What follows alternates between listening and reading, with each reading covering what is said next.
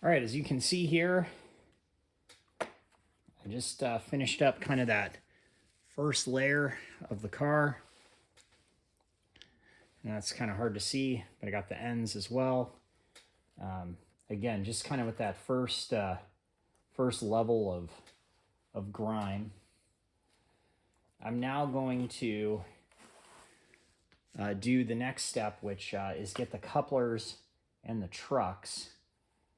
And I'll do that with a blotchier, smaller brush. And I'll actually dip into the powder this time. As you can see, really just, I really want to coat it on. The trucks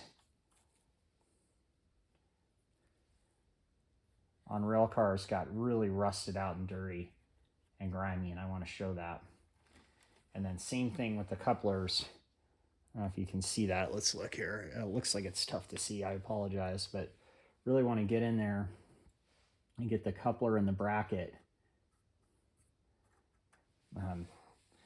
You can see now the coupler. Hopefully you can see that, very grimy compared to the other end. And we'll, again, you want to make sure you get all the angles of it, because again, the coupler bracket tended to be real dirty, and we want to show that as well. You'll notice I'm trying not to touch the car too much. If you touch the side of the car, you can really get fingerprints and introduce other things that you don't want.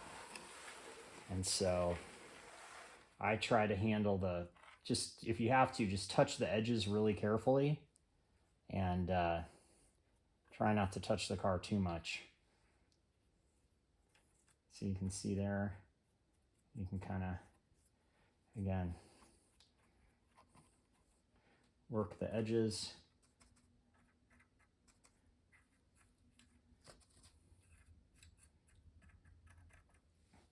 Get that car looking much dirtier, especially on the bottom now.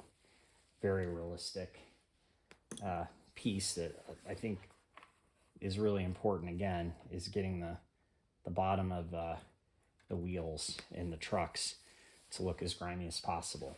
Okay, so now what we're going to do is we're going to start working on the patterns of grime going down. And so for that, again, we're going to dip in here to the grimy black. We're going to just go directly in with the brush. And I'm going to get the picture close to me here so I can kind of follow it. And so what we're going to do is we're going to dip in and just let some of it fall off.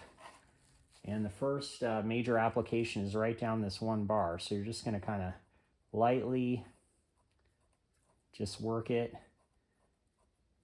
in up and down motions straight down the car. And just let those powders work their way through. Again, when you dip in, you want to let a lot of it fall off. You can always reapply. You can always reapply.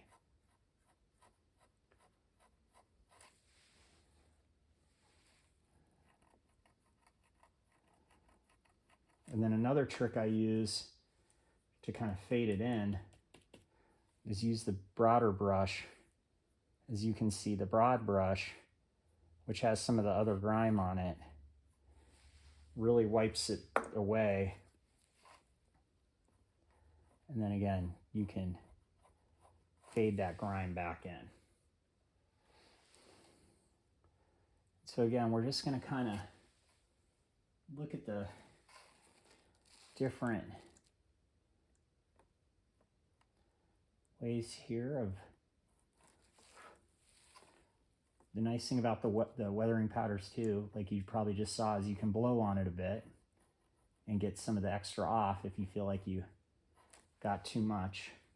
Like for example there, you can see that splotch up at the top, but again, you can just wipe it and fade it with the bigger brush. See how I switched there to the bigger brush?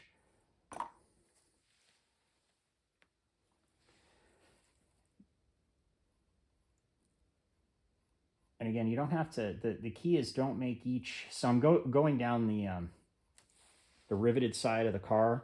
And as you can see, you don't want to do the same effect to each line because, again, weathering is, it's very imperfect looking in real life, right? You don't want each of the weathering effects or stripes, if you will, here, because that's basically what I'm almost doing is striping this, right? You don't want each one to look the same because obviously in the real world it doesn't look that too uniform. But you are trying to go for the effect, which again I'm pretty happy with here. The doors always catch more grime, and I found that getting more grime on the doors is a really good effect on these cars, and they really stand out that way.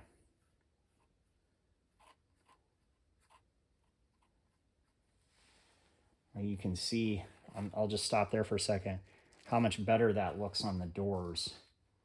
And again, I'm a little heavy on this side, so I'm just gonna just slightly fade it out there with the big brush.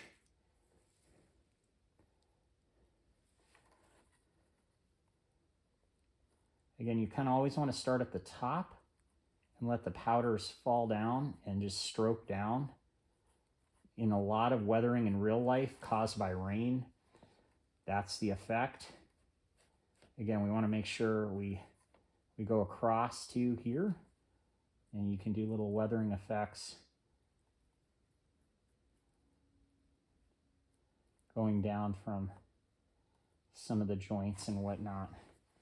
Create some really cool effects that way as well. Just kind of, again, they don't have to go down the whole length of the car, but just show that some rust and whatnot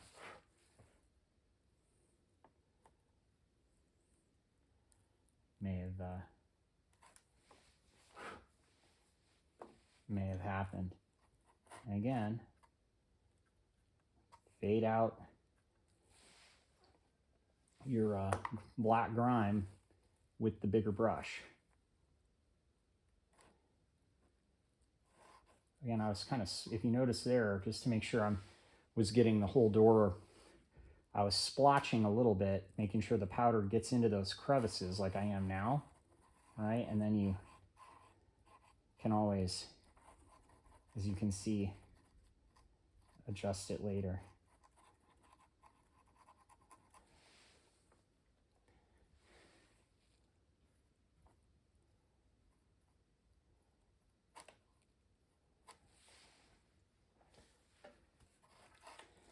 Pretty happy with that. Again, you just want to make sure that you don't overdo it and that you don't make it look like a pattern. Those would be my keys to victory here.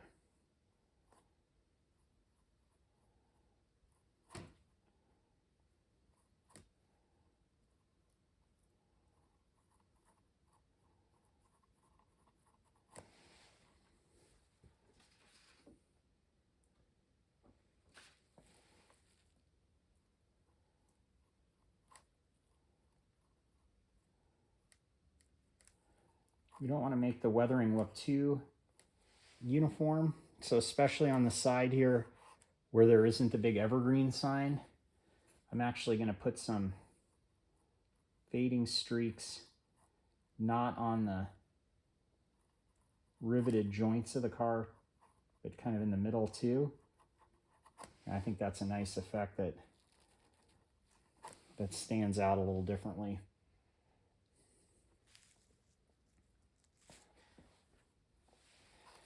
And just trying to see what I got here. Really starting to come together.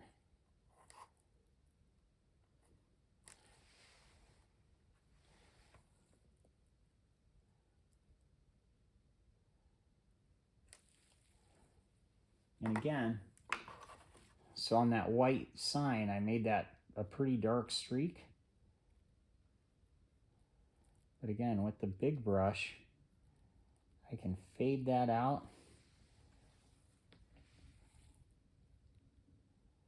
And really tone down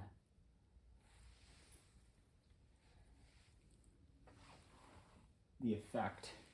But as you can see in the picture, that F is a lot more weathered than the E and the C. So that's what I'm doing there.